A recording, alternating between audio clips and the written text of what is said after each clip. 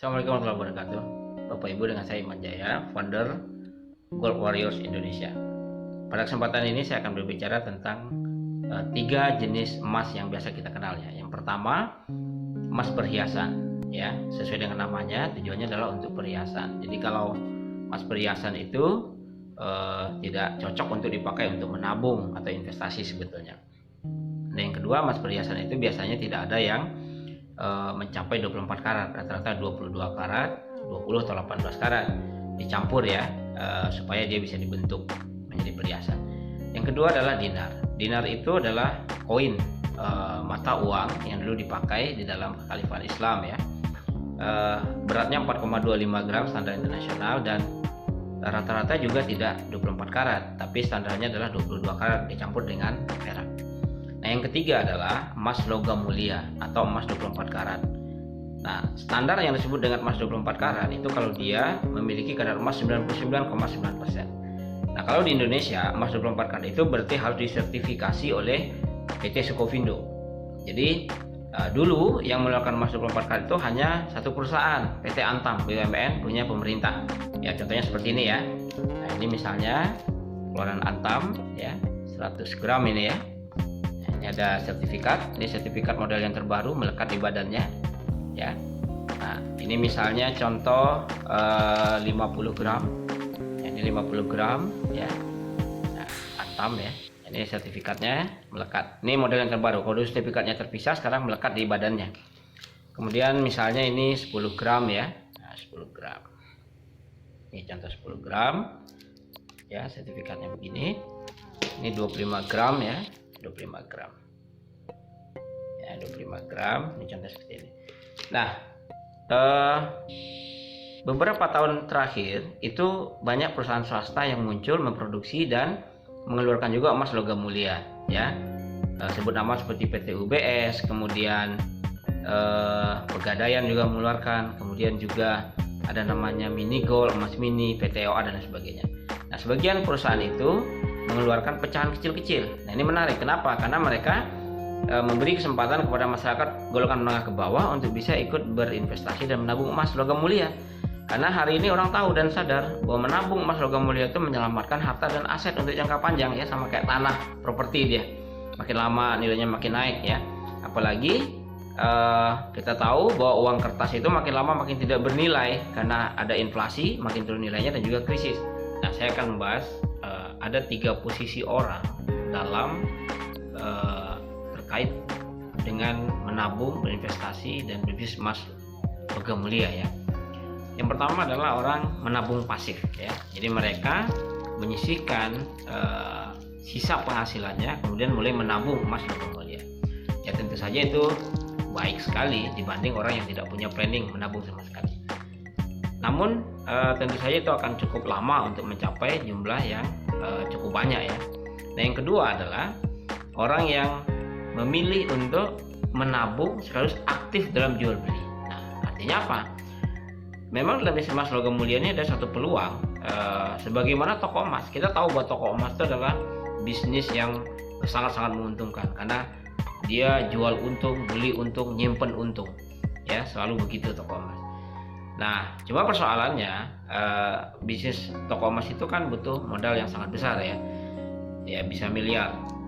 Nah, maka hari ini yang pertama yang sangat saya sarankan adalah miliki kesadaran bahwa memang kita harus mulai menabung emas ya. Dan itu bisa Anda mulai dengan mencicil ya.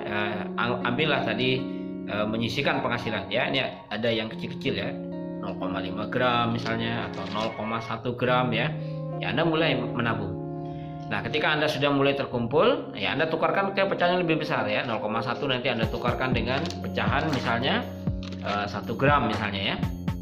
Nah, dan begitu seterusnya sampai Anda nanti punya pecahan 100 gram ya. Nah, target yang saya sarankan adalah Anda punya planning bagaimana punya 1 kilogram dalam waktu 1 tahun. Setiap keluarga punya 1 kilogram dalam 1 tahun. Kenapa? Karena ada satu kaidah sangat penting ya yang diajarkan oleh salah seorang yang berpengalaman. Kalau Anda ingin keluarga Anda sejahtera, maka belilah emas. Kalau Anda ingin bangsa Anda sejahtera, maka simpanlah emas. Kalau Anda ingin menjalankan ajaran agama Anda, maka bertransaksilah memakai emas. Begitu. Jadi saran saya, mulailah Anda punya planning untuk punya 1 kilogram emas dalam waktu 1 tahun ke depan. Nah, emas itu posisinya sama seperti tanah atau properti ya. Jadi bukan dibeli hari ini, besok Anda butuh beli beras Anda jual, atau besok Anda butuh beli sayur Anda jual ya, butuh mendadak Anda jual. Enggak begitu. Emas adalah harus Anda simpan untuk planning jangka panjang, 10 tahun ya, atau 5 tahun dan seterusnya. Tapi jangan untuk jangka pendek. Karena dalam jangka pendek masa selalu naik turun harganya. Ya, Anda akan baru bisa menikmati kenaikan harga emas. Ya. Tadi ada kalimat bijak ya, mengatakan kalau Anda ingin keluarga Anda sejahtera, belilah emas. Kalau Anda ingin bangsa Anda sejahtera, simpanlah emas. Kalau Anda ingin menjalankan syariat agama Anda, maka bertransaksilah Anda menggunakan emas. Begitu. Nah, oleh karena itu saya menawarkan kepada kita semua bagaimana suatu planning mensejahterakan keluarga sekaligus bangsa kita, dan bisa juga membuat transaksi sesuai dengan ajaran agama kita ke depannya, karena pada akhirnya semua akan menggunakan emas. Karena memang uang kertas itu nanti akan hilang nilainya karena inflasi dan krisis ya. Itu sudah diprediksi baik oleh Rasulullah SAW maupun oleh para ahli ekonomi sekarang, itu terbukti ya. Nah, tinggal Anda ada di posisi mana gitu.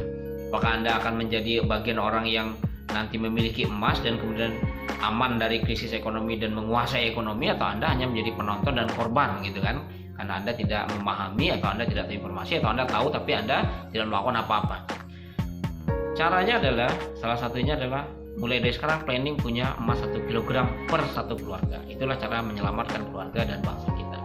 Dan Anda tahu Indonesia adalah salah satu negara yang produksi emas terbanyak ya, tambangnya banyak ya, ada freeport dan lain sebagainya. Tapi cadangan emas devisa kita termasuk yang paling kecil, di bawah 5%. Berbeda dengan negara lain ya, Amerika itu 80% cadangan devisanya adalah emas, logam mulia, bukan uang kertas dan lain sebagainya, bukan saham dan lain sebagainya itu. Begitu juga dengan Cina, begitu juga dengan Swiss, negara kecil ya, bahkan Singapura itu di atas kita cadangan emasnya, padahal mereka nggak punya tambang emas sekali. Nah, oleh karena itu saran saya, planning lah Anda untuk punya 1 kilogram. Nah, sekarang pertanyaannya bagaimana percepatannya? Kalau Anda hanya menyisihkan sebagian penghasilan Anda, kemudian Anda tabung emas, sisihkan pasti lama untuk mencapai 1 kilogram. Nah, saya punya satu konsep namanya toko emas berjalan. Kita tahu bahwa salah satu cara paling cepat untuk kita mengumpulkan emas dalam jumlah banyak adalah kita menjadi toko emas. Nah, inilah rahasia. Selama ini toko emas itu dikuasai oleh kelompok tertentu, orang tertentu, dan ilmunya dirahasiakan turun-temurun keluarga mereka. Karena emas itu adalah bisnis yang paling menguntungkan, salah satunya toko emas ya. Nah, persoalannya masuk ke bisnis toko emas itu kan butuh modal besar, miliaran. Nah, tetapi saya punya satu konsep namanya toko emas berjalan atau toko emas mobile ya. Bagaimana Anda dengan modal hanya beberapa juta, bahkan ratus ribu, Anda sudah bisa memiliki stok emas, dan Anda sudah bisa berperilaku seperti toko emas. Nah, di mana dalam perputaran emas itu Anda akan dapat untung atau profit atau margin. Nah, margin itulah yang bisa Anda belikan lagi emas. Anda jual beli emas, ada untung, Anda belikan lagi emas, dan sampai emas Anda mencapai 1 kilo. Itu satu konsep yang simpel dan sederhana. Apalagi kalau Anda bekerja tidak sendiri, tapi dalam bentuk tim.